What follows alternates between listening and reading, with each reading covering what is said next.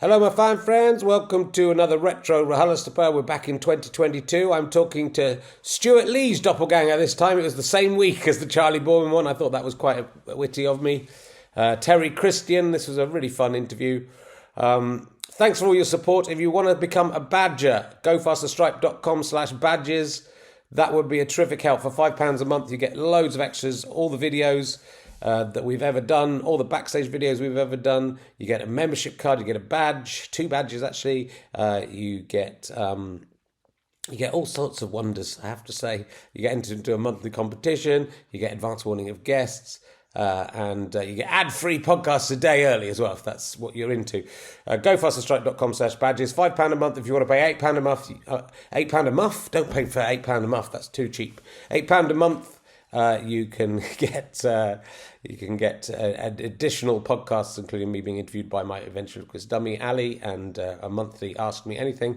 If you want to pay £10 a month, you can get a platinum badge and feel very superior. You can pay more if you want. That's up to you. But anything you can give would be fantastic. Helps keep the podcast going. I'm not sure what the future of the podcast is, but the more people who support it, the longer we can carry on going. And we're doing some RHLSTPs live. There's one more ball back in Bristol on the 1st of June. Go faster strike. No, richardherring.com/ballback/tour. richardherring.com/gigs has the information on everything. And thank you for your support. Come and see us in Edinburgh. Come and see us in Sheffield with RHLSTP. Come and see us in London with RHLSTP. And we're doing lots more in studio as well. So it's going to carry on for a bit at least. But please support us. Gofasterstripe.com/badges. Thanks very much. Goodbye. Ladies and gentlemen, welcome to the Leicester Square Theatre. Please welcome a man who's furious about Big Cook, Little Cook. It's Richard Herring.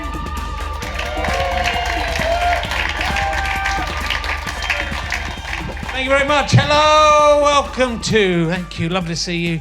Much better than last week's. Welcome to another episode of Richard Herring's Leicester Square Theatre podcast. I was talking to John Tickle from Big Brother 4. Remember John Tickle? I was talking to Science from Big Brother 6. I think we've done him before, but I can't resist. I was talking to Spiral from Big Brother 7. I don't remember that. Do you remember Spiral? Doesn't sound real, does it? It's on the page. Anyway, all of them call it RHLSTP, so we'll see if that catches on. Yeah, if you've followed my career for a long time, you'll know that when I was a bit depressed in about 2003 and living on my own, I'd be drunk most nights and I'd wake up at 6 o'clock every morning and watch Big Cook, Little Cook and get quite obsessed with it because it was all that was on TV, but I was also like hungover and it was sort of like very weird entertainment. I don't know if you know Big Cook, Little Cook. It's a children's television show where a normal-sized man has a very small man, and they run a cafe together, or a normal-sized man and a very big man. It's never described. They were really shit, the original two, but it's come back, and now it's women doing it. It's the 2 women. It's not on, is it? That's not on. They can't. How can they change Big Cook, Little Cook from that? They are men. That is. They can't change, and none of the men's right activists have got on board with me on this one. They're all upset about Doctor Who and potentially James Bond, and I don't know. I think because they're confused because it's cooking, isn't it? They don't know. They go, no, you can't. Oh yeah, but they've changed it to the ladies are cooking. That's political correctness gone mad, isn't it? Can't have women being Big Cook, Little Cook. I really want to get a kind of Twitter protest thing. See what men I can hook in with that. My other thing's disgusting, but I was just doing some farts that were so bad the other day that I had to go and sleep in a different room, and they wouldn't dissipate. Why do some farts not dissipate? Are there any do you know from your nucleus? Is it humidity? What, of the farts? What, it's a wet fart, and so it's wet. It's just in the air as droplets. Did you really study that as part of your nuclear degree? Nuclear physics? You tried to light them as part of your nuclear physics. I'm glad you're here, David. It's good to see it's worth. So I've got very wet farts. So they're essentially on the way to being a solid piece of shit, is what you're saying. But it's sort of hanging. The shit is hanging in the air. Yeah, no wonder my wife's so cross about it. Some of them just fly away, don't they, Andy? High density. Yeah. I came to the right place to find out about that. Anyway, I nearly forgot. I must thank my Kickstarter backers, Andy Sandel. Doesn't say anything about himself, but, well done for inventing the sandal, mate. That was good work. Ian Daly, he invented the daily. So, hi, Ian, and good luck to... So this is from someone else, I think. Hi, Ian, and good luck to Daily Motors. Do you think he's just put that he wants me to say hi, Ian, to him, doesn't he? It's him who's done it himself. He's actually given me a line. Hi, I'll pretend that I'm not reading that. Hi, Ian. Good luck to Daily Motors, the best car yard in Western Australia. That's my honest opinion. I've tested them all out. And Joel Gethin Lewis. Shout out to Pesca, Dave and Brains. Good, it's nice, isn't it? It's a nice little window into how awful the people who like this show are. So, it's awful. My guest this week is probably best known for his appearance on the Podge and Rod show. Like Charlie Foreman was. I wonder if they're on the same episode. You'll also recognise him for a TV commercial for Auto Trader, which also featured June Whitfield. That's why we're here tonight. Ladies and gentlemen, will you please welcome Terry Christian. Here he is. Terry Christian. Come on in, sit down. Do you know what? I was that drunk, I couldn't remember going on the Podge and Rod show. Yeah, I'm sure. Well, I don't think Charlie could either. No, but I knew that I'd done it. Okay. Because it was one of those I thought, God, I'm so glad I'm drunk because I wouldn't want to be, be able to remember what I'm doing here. But obviously my parents are from Dublin, so whenever I go over to Dublin, I can't escape. Yeah. I'm always going to end up hungover at the airport 2 days later thinking, why haven't even got enough money for a taxi home at the other end. Well, how was June Whitfield to work with on the Auto Trader? No, she was great. Yeah, she was fantastic. I forgot all about that Auto Trader advert. Sometimes I do think about some of the adverts that I did, and I think that might be one of the higher quality ones. I thought June Whitfield would be good. It's sadly missed. No, she was lovely. She was really good fun, because I think we filmed it all around Romford Docks or somewhere like that. Yeah. And I think it's my only InVision advert. All the rest of them were for junk food. Right. That's what you get when you're northern. You get junk food.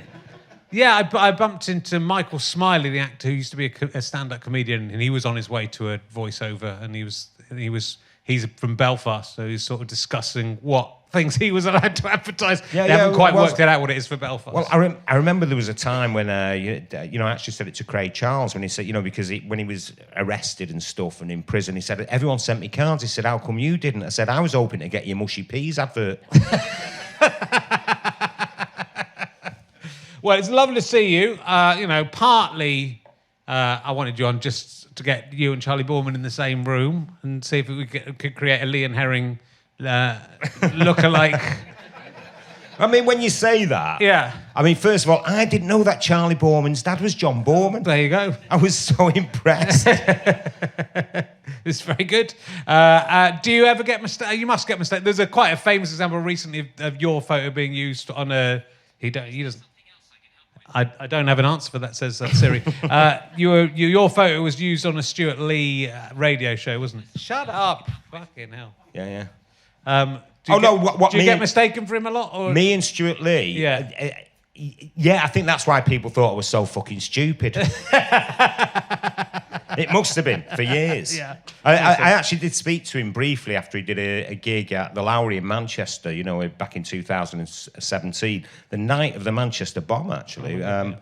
But so he was flogging his own gear, which made me feel better about things I've done. He's doing his own market stall. He's too mean. He's too mean to employ someone. Well, no, but I did want to chat to him because I've always been a fan of his. And then it was like, and he was saying, "Oh yeah, I must talk to you, and I will one day." He said, I've had people literally speaking to me for hours and hours, thinking that I was you, And I said, "Do you know what I want to say to you, mate? You did that riff all about buying Steel Pulse's album in 1979, right?" Handsworth Revolution. It came out in 1978 in the summer, and you're the Brummie and the Mank. Get it right. Well, you both are obsessed with music, which is another similarity between the two of you, and that's the way you sort of started out, wasn't it?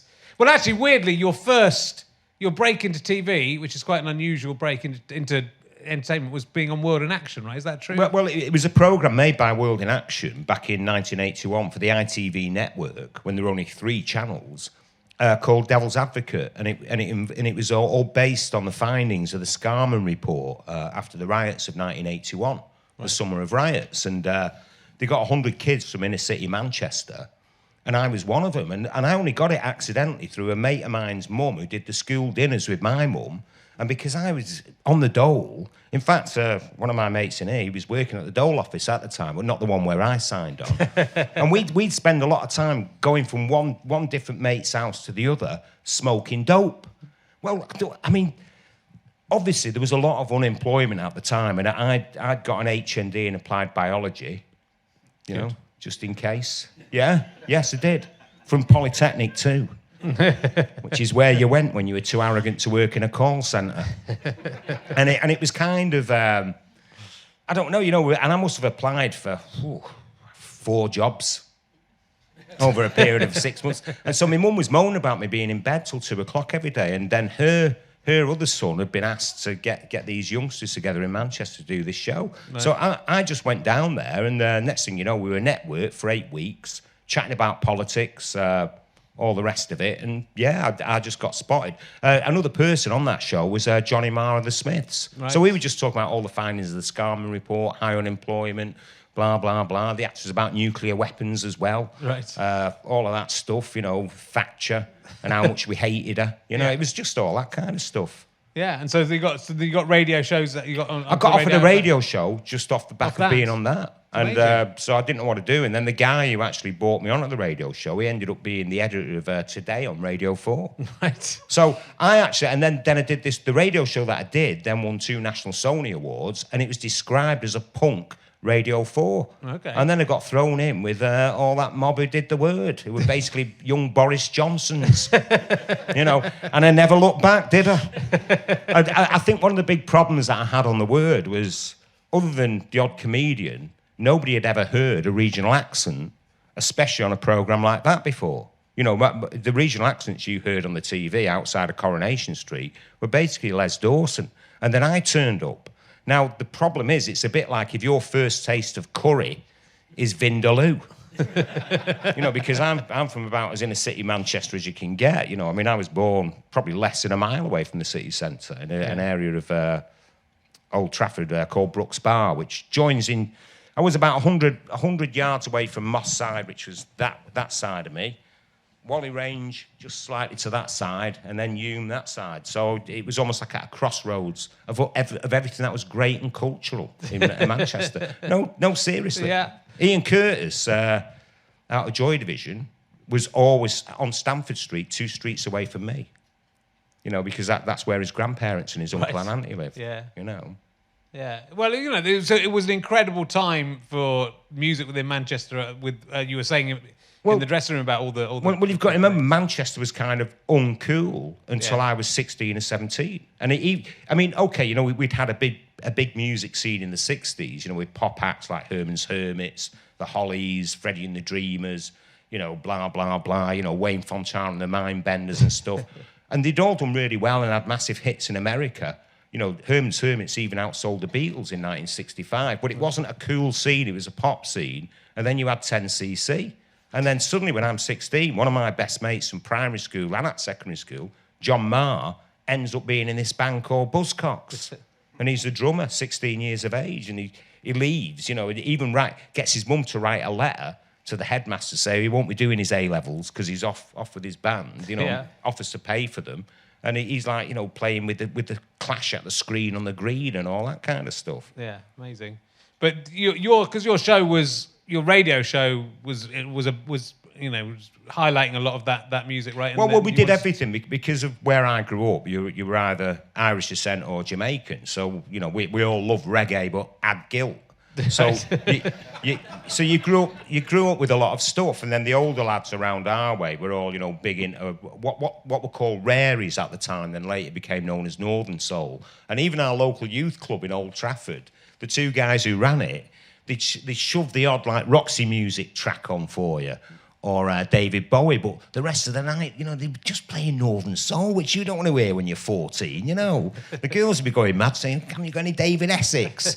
Shut up and dance to this one, love." You know, because they were only getting like a tenner for doing it. But so it was interesting. So you grew up hearing a lot of different stuff, you know, so it was kind of, I don't know, and with the punk thing in Manchester, it coincided with wanting to go out, but looking too young to drink. But if you were going to a venue to see some crap band like the Radio Stars, or, you know, you go and see local bands like Magazine, Early Doors, you know, that's when I first saw The Fall, supporting them. And you go to them, but you went because once you were in, and the promoters would let you in because they just wanted to pay for the PA and have enough money to pay for the bands. They didn't give a shit that you looked 13, but you were actually 16 or 17. And once you were in, you could drink. So you were cool instantly. And so, I mean, even at that time, so the word was sort of the late 80s, early 90s? No, it's 1990. And the weird thing is, out of all the stuff I've ever done, probably the word is the worst thing. There were good elements of it, but the weird thing is I did it for like 5 years. I was heavily involved on the music side. You know, that's why it kind of hit the mark most times. But all the stuff I get associated with, like the Hopefuls and all this awful shit that they used to do, you know, the studio events and everything, I hated. You know, I gave up arguing with them halfway through Series 3. I just thought, what's the point, you know? So it is interesting that, because I've seen you talk about it, and it's. I'm embittered. That's what I am. But it's almost like, as much as the Hopefuls was kind of piss take of, you know, people wanting to be on TV, but it was almost like the people, you know, the presenters of the word were treated quite badly by the behind the scenes guys were the kind of posh public school kind of all boys. of them, yeah. And it wasn't just your minor ones. It was all Westminster, St. Paul's, you know, Rodine, Rugby, Harrow, Eton. You know, and it is strange. Yeah. Because it's kind of, you know, I mean, they were nice enough guys, but they didn't have the experience. When I worked, even in Radio Derby, the team I built there all went on to do amazing things, but they were actually good at what they did. And but what I mean by that is they'd have a point of view, speak to you about it, you'd discuss it, you'd have a reason. With these guys, you sometimes felt, hang on, I'm the one with the 8 years experience. I'm the one who's promoted gigs and managed bands and blah, blah, blah. And I felt like, you know, the gardener on Downton Abbey, when he says, well, I think we should plant the roses in April this year, you know, because I think the frosts aren't coming back. And he said, how dare you speak out of turn? We always plant the roses in May. You know, so it was a bit like that. But it's weird because, you know, you're authentically a working class guy, like you say, from the centre of Manchester. So it's kind of, in a way, for you to be put like on a big TV show like that was still quite unusual at that time. Like, you would get comics who were working class, like you say, but I think a TV was a very middle class environment, I think, wasn't it? Well, I mean, don't forget, I'd gone to grammar school, I'd gone to Polytechnic. Listen, that's quite good. You know, I mean, I was the fourth of six kids, you know, just outside the medals. What could I do? You know, immigrants, that's what we were. You know, I still lived in a house with an outside toilet till I was 12, you know. And in fact, that when I used to go to that toilet for a shit, that was the only time I was ever in a room on my own till I was 18. It was like a breath of fresh air.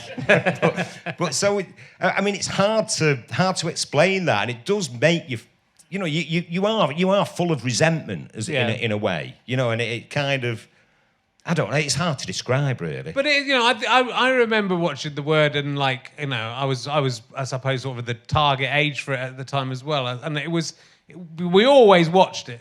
So like but there was that element of going. It was almost the first show that then Channel 4 did a lot of shows like that. So about 10 years later, did a lot of shows that were trying to be like an edgier version of The Word, but Word became too nasty, I think. Whereas I think The Word, it was sometimes a bit nasty. Well, I mean, stuff like the Hopefuls, we only did half of Series 4, half of Series 5. Yeah. But we never relied on gimmicks and contrivances before that, except for in the choices of stuff. You know, you'd have these ridiculous arguments that go on, you know, really wearing over stuff that was just very basic. But I mean, what I always used to get when I did the word was everyone loved the show but hated me. And I go, I mean, that's like loving, the church but hating Jesus. Get crucified for that, can't you? But you know what I mean? What's that all about? But it was also like, I watched a couple of bits of it and an episode of it this morning, and it's very much that 90s thing where everyone is so, it's that irony, everything's couched in irony, and no one's really saying anything they think for fear of looking uncool, you know what I mean? But that was just the 90s, wasn't it? I don't know, a lot of our humour on that show was a bit 1970s Carry On, and it was kind of, because you've got to remember, I kind of wanted to be John Peel, I didn't want to be, and so I didn't know how to be when I was on TV, and the only way I could think to be, especially to make that show feel like anything, was to almost become this cardboard cutout Scally from Manchester for them, because that's what they wanted. So I knew how to do that, because obviously you'd have to pretend to do that, to the kids that you grew up with round our way, like when they catch you coming back from the library. That was a frightening experience, Try and explain to your mates, what you got in your bag? Books, it's like Burn the Wizard, it was one of them. So it was just a different experience, I suppose, and then it was a bit overwhelming, because it was like no one expected it to be as big as it was. I mean, we used to get a 49% audience share. You'd get people like taking a mickey out of it, and yet every series the figures went up. And it's a big, it's a big show, and it's very interesting. I was watching the Oliver Reed one, but what I found interesting about that, and I could only find the clips about the Oliver Reed. It sort of seemed, there was people larking around behind him. It seemed disrespectful, even though he was supposedly drunk. But Bill Hicks was on the sofa sitting next to him. Absolutely jet lagged, right? And only came on because he was virtually kidnapped by Channel 4 because he was doing a Channel 4 special. Right. So he was such a lovely bloke, we were chatting away, but it was just like he just said, "Look, just feed me the lines. I'll talk about this and talk about that." Right. I felt really sorry for him, and then did we have a Russian model on? There was Ollie Reed. There was a girl at the end, So But the Oliver Reed stuff was weird because there was someone pulling with a dinosaur behind his head, and you kind of think you've got Oliver Reed on this thing, and people are wasted as a guest. Yeah. He's got things to talk about. He would have been almost as interesting as Charlie Borman. He would have been. And we get him drunk. Yeah. Or pretend to, and then play all these tricks, which nobody would have thought was funny. Is that thing they used to do at the Big Breakfast as well, where it's funny for about the first 20 seconds and it's like, fuck off. Do fuck off. It's like, it was very, very odd in those days. But I have to say, having done the word and looking back on it, it was kind of better than I thought it was. That's why people still talk about it, in terms of we didn't miss out on any of the music. Yeah. We did capture a certain amount of the zeitgeist at the time, which I suppose was important. But I even remember, like, the Daily Mail. I think I won the most hated man in Britain in the Daily Mail. I think I picked Fred West. Look. He wasn't in everyone's front room every Friday, was he? I think. Although having said that, they did. The Daily Mail did make Adolf Hitler Man of the Year once, didn't they? Yeah. So maybe I shouldn't feel too bad about that. So were you enjoying it at the time, despite all of this stuff, or was it too much to? Because you stayed and did every single show, right? You were in every series. In a weird way, it's like once you're on it, you've got to ride it to the end. Yeah.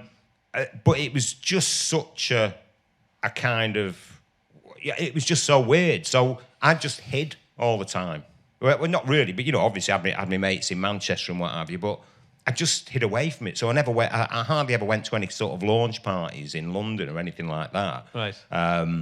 And the few that you'd end up going to, just because you were down here, was somewhere to go, you'd always try and find someone who you thought was your level of celebrity. So you think, well, who is someone that I can talk to about something, but they don't know who I am? So it'd be like Stuart Jobson.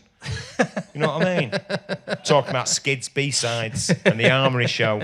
But yeah, I mean, it was very, very strange. And it was also strange because of the way you were portrayed by the press, that people would think they knew you, but all the things he knew about you weren't anything, you know, that you were like. You know what I mean, it's like I never, you know, I think I've had 2 half-E's in my life.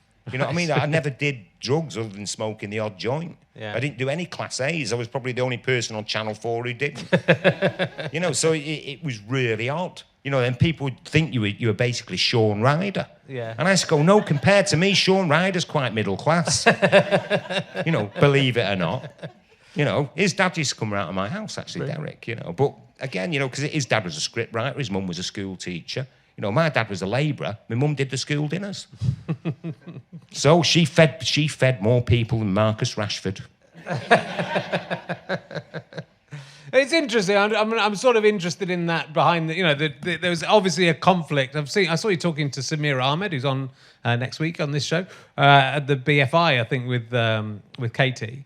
And there's obviously like there was a conflict between the presenters and the production team, and it feels like the production team they were just trying to whip up stories. It was just self-defeated. Yeah. Because, you know, your job if you're producing something is to make it good. And the Word could have been a good show. I had a lot of skills, believe it or not. You know, people like Ned Sherrin were fans of mine. But it was almost like, if they just tried to make it more difficult, they moved the goalposts every week. And then they'd say to guests, thinking it was funny, give him a hard time. So the easiest way for them to give you a hard time is I'm interviewing some American guests and they go, I don't understand a word you're saying. And that wasn't true, you know. Even less so now with Game of Thrones, wouldn't it? Yeah. You know, King in the North and all that. But, you know, so it was just, it was kind of self-defeating and it was strange. I think it was schizophrenic in a way, the word. Yeah. I think that's maybe what makes it interesting. But even with Katie, you know, lovely girl, but the woman from Manchester that I kept trying to get an audition and get on the Word as a presenter, they didn't even audition her because they said, well, we can't have 2 presenters from Manchester on the show. Yeah. That's disgraceful. So, but I still think Caroline Aherne would have done all right. I think she probably would have done. Well, it was, and were you and Mark Lamar? Was it a strained relationship? Was it an okay relationship? Well, me and Mark, very, very odd. Because, you know, spoke to him, got on with him, had a lot in common with him. We're both Irish descent, we're both kind of working class. I've never heard anyone from Swindon with a Cockney accent before, but maybe I don't get around enough. And we were fine, but he seemed determined to not be my mate. And then it all got built up out of hand, really. So it was a press thing. I think it came from his manager, Addison Cresswell, and from him at the time. You'd have to ask him about that. Yeah. I've done my 2.5 years of therapy. I could probably do with another 10 years of it, but yeah, ask him. But there was never a fight between us. No. I think I pushed him once. Right. You know, he grabbed me there. You know what I mean? Yeah. And I had to think, what should I do? Nut him, twat him, and lose my 250 grand a year job? Or, you know, it's just one of those things. It was just weird. Very, very odd. And I think he was very conscious of his image, Mark. And what image? Well, it was cool, wasn't he? I think it was a weird. Well, he thought I think the word was a weird choice for him because he felt he was almost on it, and he felt like it was beneath him to be on it, but he'd chosen to be on it. I always felt he had that. At the time, I always felt, he always had that air of sweaty desperation of like a bloke in the waiting room of a brothel insisting that he didn't have to pay for it.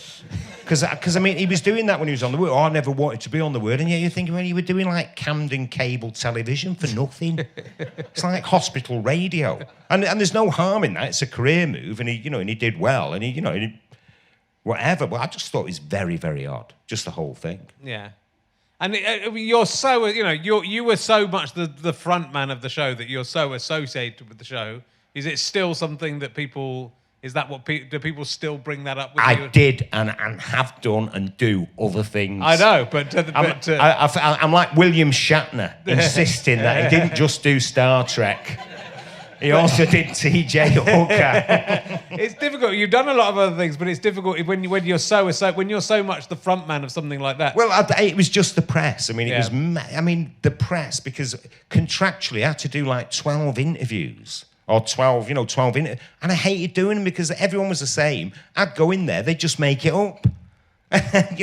Whoever I did an interview with, they never once reported what I said. I mean, funny enough, I did a two-way with Piers Morgan. God. Right? On Good Morning Britain. The day that Jose Mourinho got the job as United manager. And so I was outside Old Trafford doing this two-way and just basically predicting exactly what happened with Jose Mourinho. That is an irritating trait of mine. I'm often right. And because I just knew, that although he'd been successful, he'd always inherited, successful sides, had mega budgets, you know what I mean, and played dull football anyway. And I knew that United, after 2 years of Louis van Gaal, no one was going to put up with that.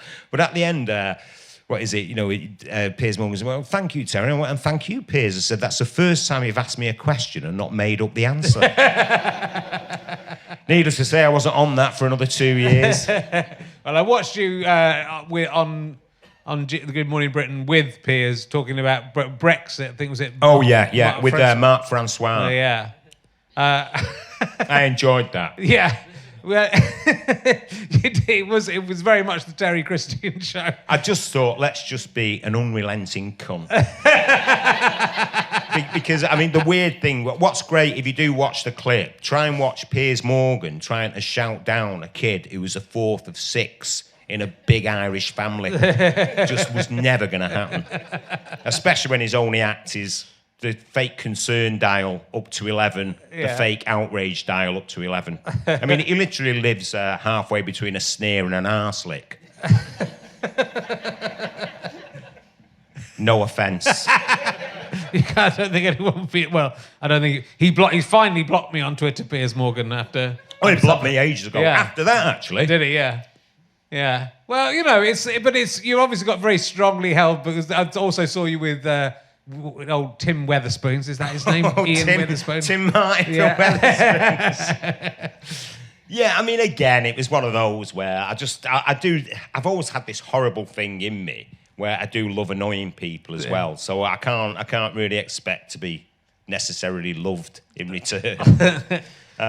So yeah, I mean, I went on, there was like a poll I'd done on Twitter, and it was about Brexit, and it was basically, I said, look, if a business is losing money and having to lay people off because of Brexit, is it fair that Brexit voters get laid off first? And it's because there were a couple of guys in Manchester that I knew were doing this. One of them ran a big building company, and his costs were going up, because the pound had crashed by about 18% and blah, blah, blah. And he had blokes around who said, well, it's all Project Fear. And he's going, oh, fucking cunts. You're first out the door. And that's what I went on talking about. But, the kind of, it's like they want to build a wicker man. Because you're saying it and you're thinking, well, what is it you actually want? Yeah. Well, it's good to have someone voicing that stuff. Though I kind of wonder whether, in a way, it let them off the hook because they didn't get a chance to say anything. You mean not on the Tim Martin one? You mean the other one? The other one. Well, the other one, you just knew you were never going to get an answer, and then it was just they were just trying to attack. You know what I mean? So it was one of those, and it was like Piers Morgan. I suppose, because he used a couple of old tweets he'd sent out, neither of which I was ashamed of, and one was like completely out of context anyway, so it was just like a load of old crap. You literally want old age pensioners to die. No, never said that. But if you keep saying it, very strange. So it's become a bit of a meme for the far right, Right. And it's just stupid. I don't even know why I went down that rabbit hole. This is why I was in therapy. I've got issues. But, you've always been an opinionated person, and, But everybody's opinionated, aren't they? That's okay. But the weird thing is, it's the Downton Abbey syndrome again. You can be opinionated if you're Stephen Fry and you're seen as very erudite. You say it in an accent like mine from Old Trafford, it's like troublemaker. And then the other one I get in Manchester as well, and my mate Peter attests to this, is that he puts the accent on. A fake accent, as if you would. That's really going to get you on in life, isn't it? Yes, I'll be reading the news at 10 soon. In Downton Abbey world. Right, I'm going to ask you, I've got a new emergency question. I want to see the answer. I should be asking everyone this. This comes out of a discussion about butterflies that I had with someone a few weeks ago. If you could go into a chrysalis, if you could sort of, shed your skin, whatever happens, and you melt, the Terry Crisp would melt inside the chrysalis, and then you can emerge as anything you want. It can be you, it could be a person, it can be a thing. What would you choose to emerge out of the chrysalis in your place? Oh, God. Yeah. I mean, I'd just have to be me, really. Yeah. I've got no choice. Just come exactly the same? Would you Well, change not anything? exactly. Me with less... how can I put it? I suppose. I mean, it's not my fault. I mean, we grew up in quite a tough area, so you carry a certain look on your face and a way of saying things that might sound more aggressive than you actually are. Because otherwise, those kids who see you coming back from the library are going to bat you and scatter your books everywhere. So, and it's just, and then also, going to the kind of Catholic grammar school that I went to, which was, St. Bede's. So now it's gone private. So it's quite funny. Now I get attacked for that. Well, you went to private school. So, yeah, what? The one that I left and went private 7 years later. But it's kind of, it was quite a nasty place. It was like Borstal with incense. It kind of had an insidiousness to it. And the weird thing is everyone thinks that if you go to grammar school, you're soft. And yet my old primary school, St. Alphonsus in Old Trafford, provided... 2 out of the 3 cocks of the year above me, you know what I mean? And in Old Trafford as well, So it was like, well, maybe you've misjudged that one, right? Because it was, it was a different era. It was an era when there was a certain amount of social mobility, and especially amongst immigrants, if you like, of Irish descent. So Carolina Hearn, me. Even Steve Coogan, although then, I suppose you're back to grandparents. Just nearly everyone in Manchester's from that kind of background. It's sort of odd. Manchester's 40% Catholic. Mm-hmm. Isn't it weird? Imagine if they all actually went to church. Fucking frightening. Well, talking of that, you did try out stand-up. Is that something you're carrying on with? Loved it. I was just getting good at it, and then I stopped. Right. So that was basically a show that I did called Naked Confessions of a Recovering Catholic. But it basically boiled down to I'm a bit of a twat, but it's God's fault. And so it was about the dark side in a way. Yeah. The dark side of it, but quite funny. And then a lot of it about being Irish. And I used to do a stills bit where I'd show you all the saints, pictures of the saints and what they do. Right. And it's up to you. You can believe it or not. The Child of Prague or the Infant of Prague. I never knew that it was the Infant of Prague until I was like in my 30s. I thought it was the Child of Prague was some like statue of Jesus to do with somewhere in Ireland called Prague. Where's that? Do you know what the superstition is about the I don't know. Infant of Prague? So in Ireland, the superstition is if it's raining on your wedding day, you put this little statue of Jesus, the baby Jesus, well, not Jesus, aged about 12 with a crown on his head, in your back garden or your backyard, and it makes it sunny in the afternoon. Nothing weird about that, is there? The horrible thing is, I've seen it go out 3 times.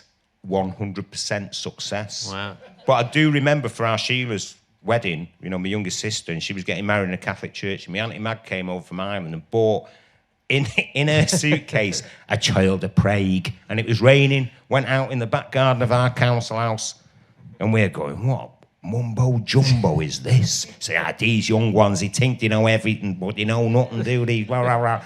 Anyway, bright sunshine, we were like idiots. And a miracle, that's what they said. But if you wanted a good miracle, he should have stopped our Sheila marrying that fucking knobhead from Gorton. That didn't last. And a City fan too. Sorry.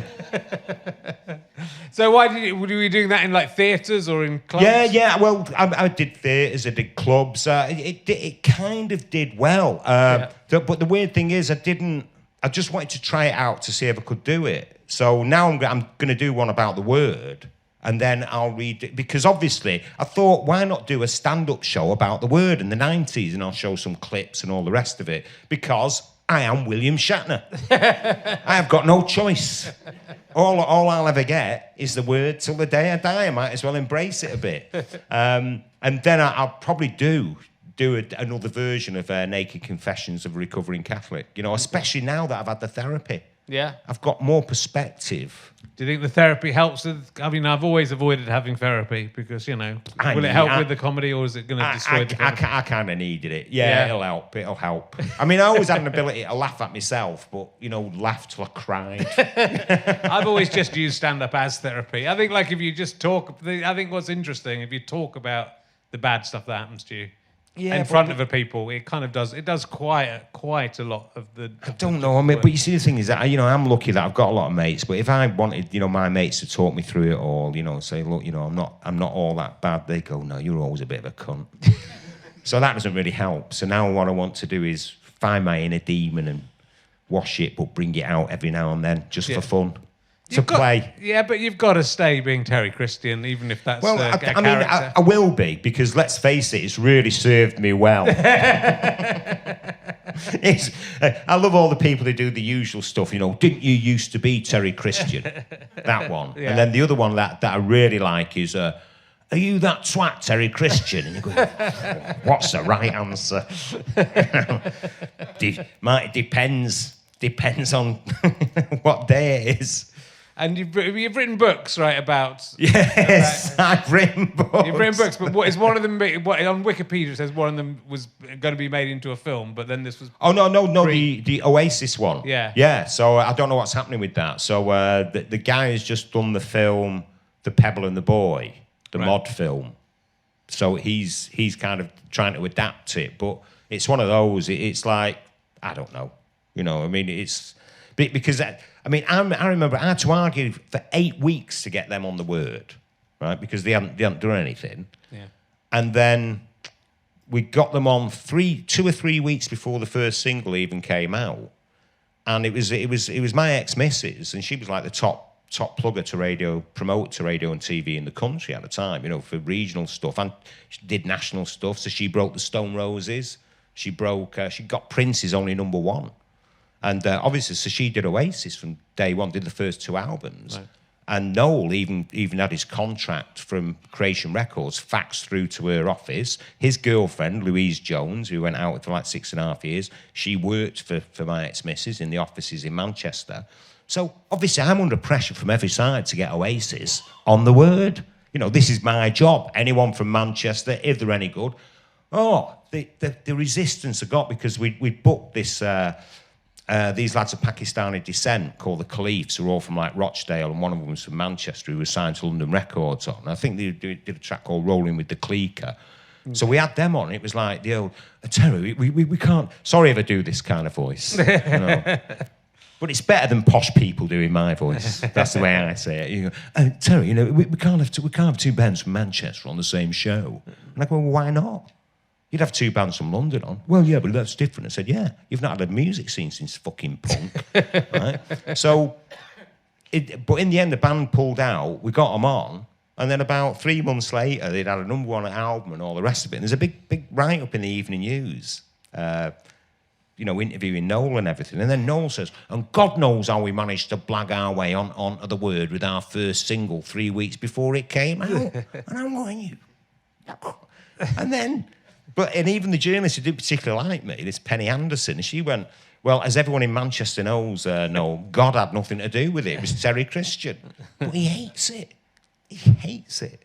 Really, really odd. Very odd. A prophet is never recognised in his own country. No wonder I'm in therapy. But yeah, the best one, though, was about... Because we used to do repeats of the shows in the summer. Yeah. And we'd use 2/3 of the band's performances... And they never included Oasis. Right. But when we came back for the next series after that, Series 5, we had a new editor. And he was going, we've got to get Oasis on. They're the biggest band in the world. And we did them a favour by putting them on the last series. And I'm going, we? Right? And then it was like... and then he said, Oasis aren't doing it. We want the exclusive, but they want to do later as well. I said, well, let them do later. It doesn't make any difference to us. He said, yeah, but, we did them a favour, and so we want the world exclusive. I'm going, what the fuck? Do you see what I was up against? Yeah. So we had the world exclusive then of a band called Dog Eat Dog. Ever heard of them? But just ridiculous. And you're thinking, hang on, wait, you didn't want them on. You didn't even use them in the repeats. Now we've invented them, and they must kiss our collective ring. Yeah. You know, TV. Well, you know, it is, but it's a weird business, and I think a lot of those shows and a lot of those youth shows would eat people up and spit them out again, wouldn't they? So it didn't really matter to the people who were booking all that, you know, to the executives. It didn't matter who was fronting it. If it worked, it worked. If it didn't, you know, fuck off. It's that. Yeah, but you see, they kept bringing me back, didn't they? Yeah, because it was working. Yeah. Well, but also it was really strange. What they would never give me was a writing credit or an associate producer credit, IP. But I've got them on image rights. So it's always lovely to see a clip of myself on the telly. No one else had it, you know. So so there's still that. Yeah. I still have that. But yeah, I mean, it was a strange time. I mean, it was it was sort of a bit PTSD in a weird way because of what you were dealing with for like 5 years solid. Yeah. You know, because it wasn't normal. No. Do you know what I mean? And every time you do an interview in the press and blah blah blah, then your mum and dad would be. You know, because they used to go down the railway club in Old Trafford. That's where they went. Or the ex-servicemen's, which was always interesting for my dad, you know, because he was from Dublin and came over literally the week after VJ Day. Right. You know, and I used to say to him, Dad, if they ask you what unit you were in World War II, what do you say? And he'd say, just tell them I was in the Hoygo Shoits. You know. But yeah, so. And how was Celebrity Big Brother? Surprisingly relaxing because I had 2 young kids, you know, at the time. It was sort of weird to be cut off for 3 weeks, and then I knew some of the people, so I knew Tina Malone. I'd met Coolio before, although he couldn't remember. But then why would he? I'd met Ulrika once, so you know, yeah, it was weird, but it was quite good fun, really. Yeah. You know, again, when you're from a big family. Like, it gives you a bit of an advantage because you're used to everyone. You know, first of all, you've got three older brothers and sisters all being a bit horrible to you. Although my older sister did die, you know, she died quite young. But yeah, so you're always like bullied a bit anyway. And there would always be some big argument or drama going on around you. So you could just sort of sit back and let it go and throw your own niggle in every now and then. You know, just to sort of, feed the flames. Yeah. You know, so yeah, so it was quite good fun doing Celebrity Big Brother. Okay. I mean, I could tell you, I don't know if it's suitable for consumption. There is a very funny story around that. But I reckon it's suitable. Yeah, but it involves using bad words. That's all right. You're allowed to use bad words. Okay. Well, the weird thing is we were the okay, right. Well, you can cut this out, by the way. Okay. But we were the first Big Brother after the Shil Pachetti one, and they'd taken a year off because of racism. So we're in, and then up late at night, it was always me and Coolio, and then Vern. And we sort of, this one particular night was Vern. So it was me, Coolio, and Vern who were up. And Coolio was saying to Vern, hey, Vern, so there were various, kind of videos going around on the internet of Vern, right? Yeah. So Coolio said, hey, Vern, tell Terry about you and those 2 chicks. And he was doing that with his arm, and I'm going, well, okay, well, whatever. But I knew that Vern was on Celebrity Big Brother to get over that. And obviously, when you're kind of 2'6", like Vern was, you're looking at Walt Disney films, aren't you? And having done, been in those sort of videos, he needed to move on from that. So he didn't want this speaking about. So he went, fuck you, Coolio, shut the fuck up. And Coolio saying, oh, fuck that, Vern. Because they knew each other from LA. They were mates. They used to go around playing FIFA and stuff like that together, on the Xboxes and PlayStations and stuff. And he'd say, no, you tell him. And he'd say, hey, Terry, so Vern's there with these 2 chicks. And Vern's going, fuck you, shut the fuck up, Coolio. And Coolio goes, oh, fuck you, Vern. And Vern went, fuck you, N-word, fuck you. And it's so, because I knew that this was their worst nightmare on the live feed, right? So it's, fuck you, N-word, and he goes, fuck you, you fucking sex dwarf. It's like, fuck you, N-word. Do you know what? I couldn't breathe. I was laughing that much. I was actually on the floor. When you think you're going to die.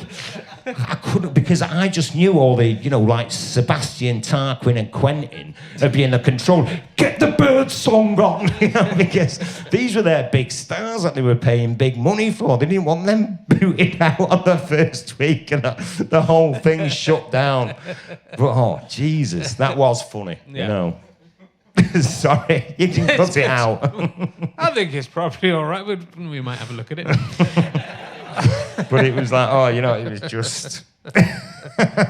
This is day 3. Day 3 in the Big Brother house. You thought Shetty was bad? Right, I'll ask you some emergency questions then. It's an easy cut. If you want to go there.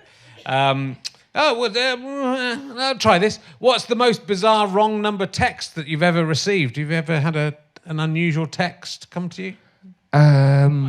Nope. Okay, that's fine. Got to take a punt. We'll cut that out. That's the only bit we'll cut out. Who or what is your favourite Jacob or Jacobs?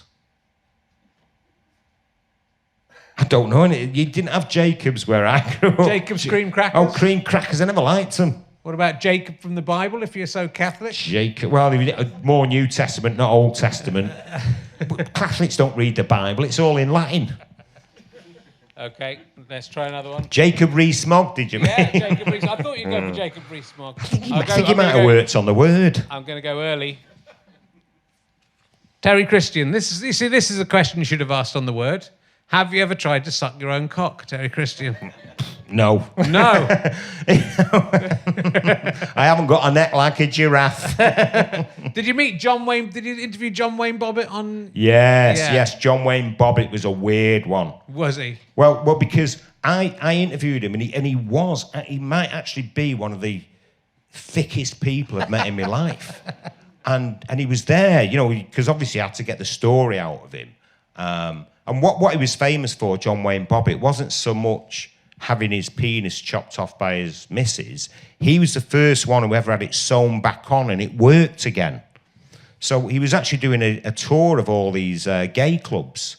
And so I was interviewing him in, I think it was Fort Lauderdale or one of these places in Florida. And so he was telling me the story, and obviously the rumour was going around that he'd beaten his wife up, Lorena, and that's why she... Yeah.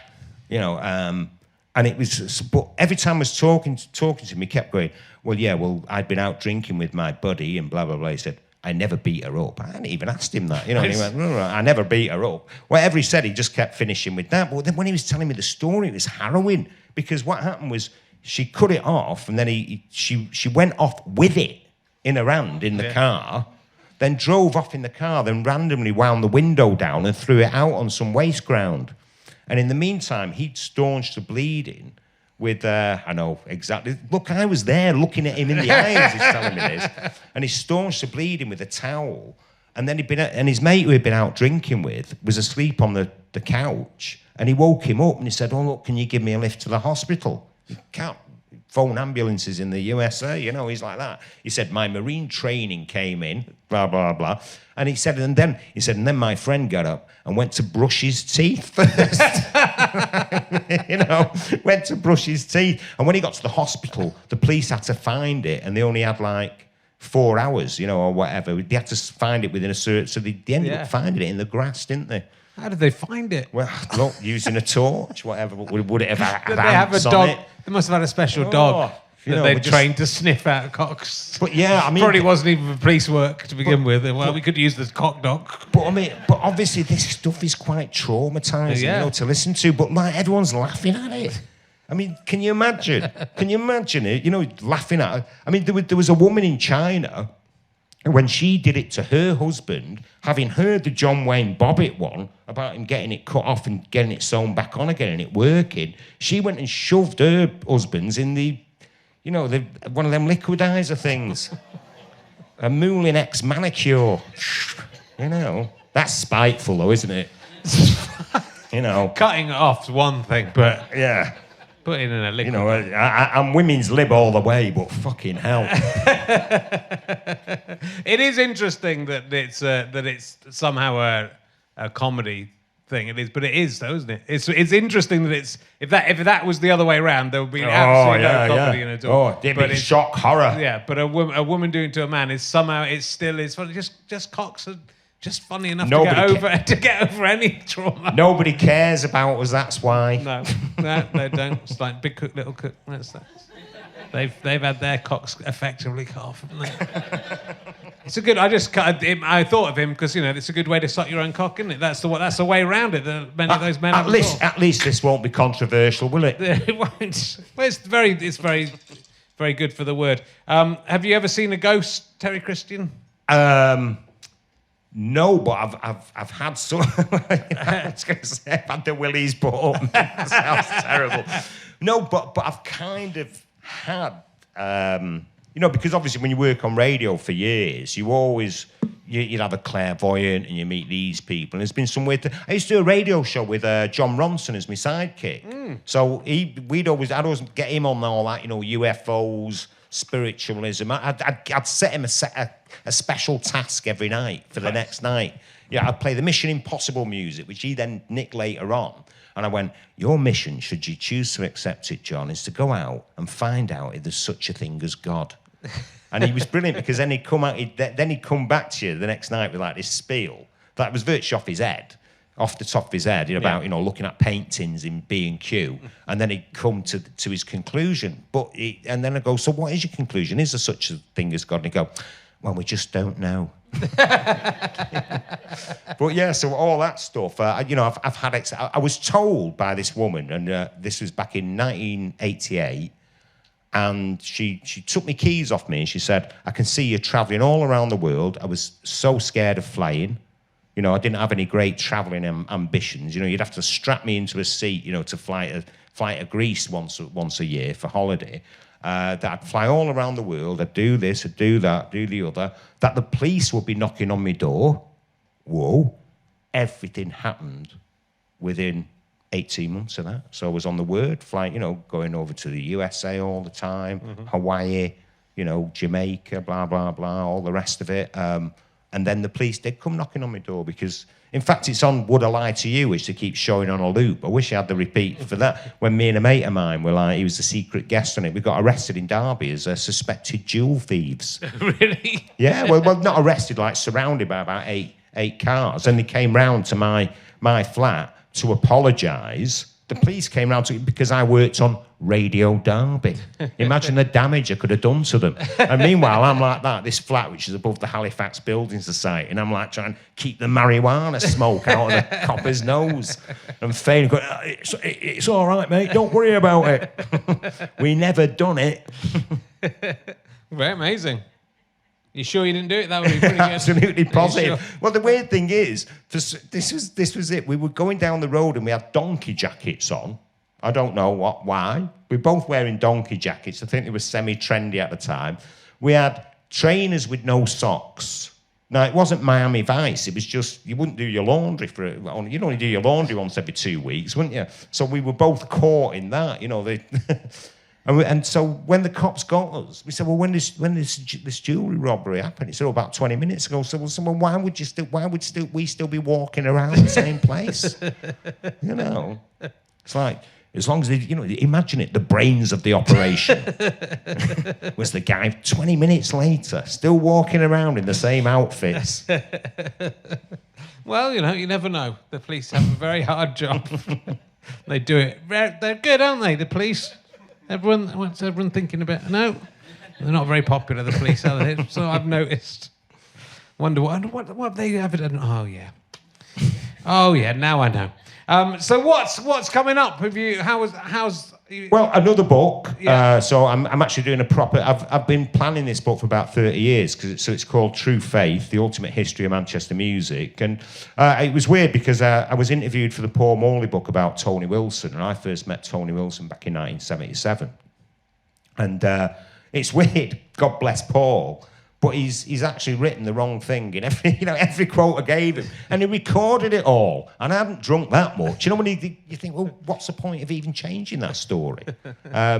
So I just thought to pay tribute to them, but then also the fact that in Manchester, there was so much great black music came out of Manchester, but nobody knows what it is. Number one singles, all sorts, and it's just overlooked. And obviously, the area that I came from, it was all these guys, and it was like, well, how can you overlook them? Why are they never in? And yet you've got people who met at uni for 3 months are on like the tram map of Manchester. Right. And every single book about Manchester music, in terms of as a broadsheet, is written by people who aren't from Manchester. Yeah. But always pretending they are. So I'll go and be their nightmare with this one. So Elliot Rashman, who managed Simply Red, is writing the foreword for it. And then I was chatting to Alan Erasmus, he's the only surviving member of the original Factory Club with Tony Wilson, Rob Gretton and Alan Wise. And he's in Lviv at the moment, working in helping out in a refuge centre. Okay. A refugee hostel. Yeah. And just sent me a really moving picture that I put on Twitter of a young guy with his family, his kids and his wife, and he's leaving them there and about to go to the front. Alan Erasmus is a great guy. But I selfishly, I'm thinking, don't get killed because I need to do a big interview with you for the book. So all those guys were just amazing that were around in Manchester. Because you've got to. We were uncool. It was a bit like Man United before Alex Ferguson took over, where we were so behind Liverpool as a football team. Up until 1978, yeah, we were kind of a mile behind Liverpool and everywhere else. And now it's like, because of this guy who was a bit nuts, Tony Wilson, he was like, he just reinvented the whole place. Yeah. And even when you didn't like him, what was irritating about him when he died, you kind of realised that you were always secretly trying to impress him. It was interesting, when I started doing The Word, I actually rang him up to find out how much say you should get in a TV show, if you're the presenter. Yeah. Because I was used to being, my boss, if you like, on the radio for 8 years, and I didn't like this idea that I wouldn't be in control, but I wasn't a control freak. And I remember I rang him up, he said, "Oh, hello, darling." He went, I said, "Look, Tony, if you're doing a TV show, how much say should you have in what goes on air?" And he went, 14.5%. I went, right. I said, okay. And he went, no, 11.5%. I went, thanks, Tony. That's the Jedi mind trick. That no one else could do that. That's how he got New Order to put all their money into the Hacienda for years. They go to a meeting and say, right, just come back from America, made 200,000. The Hacienda needs a new roof, and it happens to be about to cost 200,000. Oh, right, shit. So he had this magic about him. Yeah. Great. Well, that sounds brilliant. And look, it's been fantastic to have you on. Thank you. And God, I'm on Radio 4 doing Great Lives. Oh, whose Great Life are you going to do? Tony Wilson. On I'm recording it March the 23rd, so I don't know when it'll go out. With Matthew Parrish. Last time me and him did an interview, it didn't go well. Right. If you think I shouted at Piers Morgan, hey, so that'll be interesting. Yeah. Have you recorded that already? Or No. We're doing that on the 23rd. Okay. But obviously it'd be about Tony Wilson, not about Maggie Thatcher like it was last time. Well, you keep on being Terry Christian. I'm never sure how to take that. Carry on being Captain Kirk. No, it's absolutely fascinating talking to you, and there's more to come, Terry. Yes, there's more to come. Of course. There is. Ladies and gentlemen, give a massive round of applause, Terry Christian. Thanks a lot. Come and see us next week. We've got Jamie Dimitru and Samira Ahmed. Thank you very much. Thanks for coming, guys.